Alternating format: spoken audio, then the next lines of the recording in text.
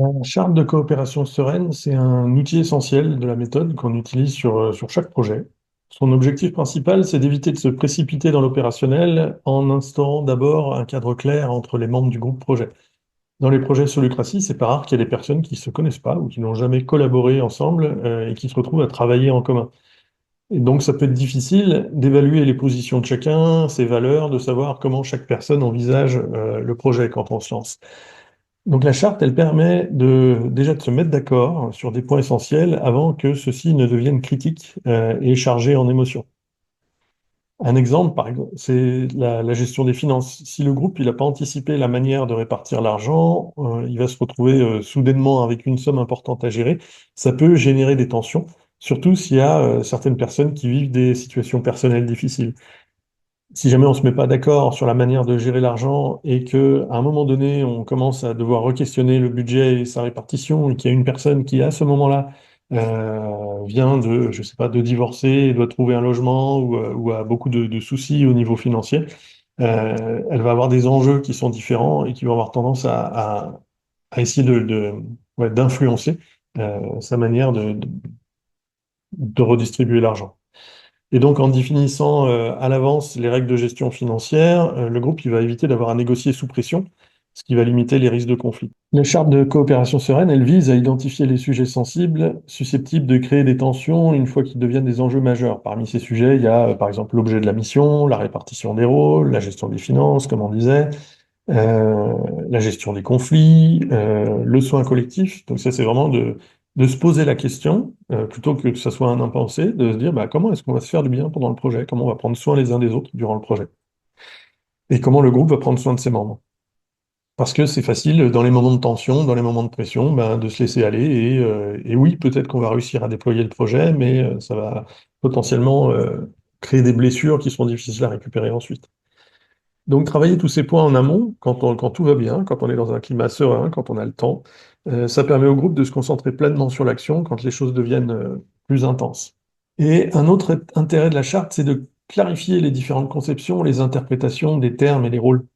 Chaque membre il peut avoir une vision différente d'un concept ou d'un mot, et la charte, elle permet de préciser ces notions et d'aligner les attentes. Par exemple, ce que chacun entend par un rôle donné, ça peut varier, et les divergences, elles deviennent vite source de malentendus, donc ça crée des décalages, comme on a déjà vu. Et en discutant à l'avance des rôles, des concepts et des valeurs à appliquer, le groupe il évite ces incompréhensions et ça pose une base solide pour une collaboration harmonieuse. Donc ça joue un double rôle, structurer l'équipe globale qui agit sur le territoire, ça offre un cadre au groupe citoyen qui émerge aussi de l'action Solucratie. C'est-à-dire que il y a souvent, quand on fait des ateliers, des projets qui émergent, des personnes qui disent «Ah, moi j'ai envie de bosser là-dessus», etc. Et donc quand ils vont se lancer, pareil, ils vont se lancer dans un projet, ils ne se connaissent pas forcément.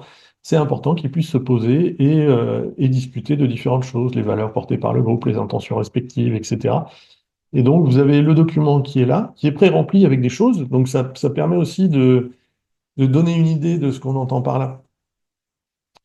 Par exemple, avec les rôles, voilà, rôle de suivi du projet, suivi de la communication, bilan, un regard extérieur peut-être, de la documentation, enfin, toutes ces choses-là. Et pour la répartition du budget, il y a différentes choses qu'on a testées. Donc, il y a, par exemple, la répartition en fonction des rôles, en disant, ben, tiens, la personne qui joue ce rôle-là, elle va avoir droit à 25% du budget. En fonction du temps à passer, on va compter les heures qu'on passe et on va se redistribuer l'argent. On a aussi le fait de répartir à égalité. Donc, on divise par le nombre de membres de l'équipe et on retire avant un montant pot commun à définir collectivement, ou alors on divise par le nombre de membres plus un et la part en plus, c'est le pot commun. Et donc le pot commun, on décide aussi de à quoi il va servir. Typiquement, nous, on l'utilise pour rémunérer les déplacements, rémunérer les repas, rémunérer les frais matériels, d'impression, etc. Et en fin de projet, s'il reste du pot commun, ben, on va décider ensemble de comment on le répartit. Et sinon, il y a également par équité. Donc on distribue l'argent en fonction de nos besoins respectifs au long du projet. Donc on commence par un tour de parole sur les situations actuelles. Et peut-être qu'il y a des gens qui ont besoin pour vivre de 5 000 € par mois. Peut-être qu'il y en a d'autres qui ont besoin pour vivre de 500 € par mois. Et à ce moment-là, on va négocier ensemble et voir ensemble comment faire. Et après, il y a donc la gestion des conflits, le planning, comment on se fait du bien, comment on gère les différents litiges, si jamais on doit clore le projet parce qu'on n'y arrive pas ou parce que c'est vraiment trop difficile. comment on fait, comment un groupe peut sortir enfin, comment une personne va sortir du groupe, la licence des contenus qu'on produit. Typiquement, nous, on aime bien tout mettre sous licence libre, qui ensuite va contribuer au commun. Qu'est-ce qu'on va faire après, etc., etc. Voilà, donc à vous de vous l'approprier. Vous pouvez le retrouver sur la fiche Charte de coopération sereine.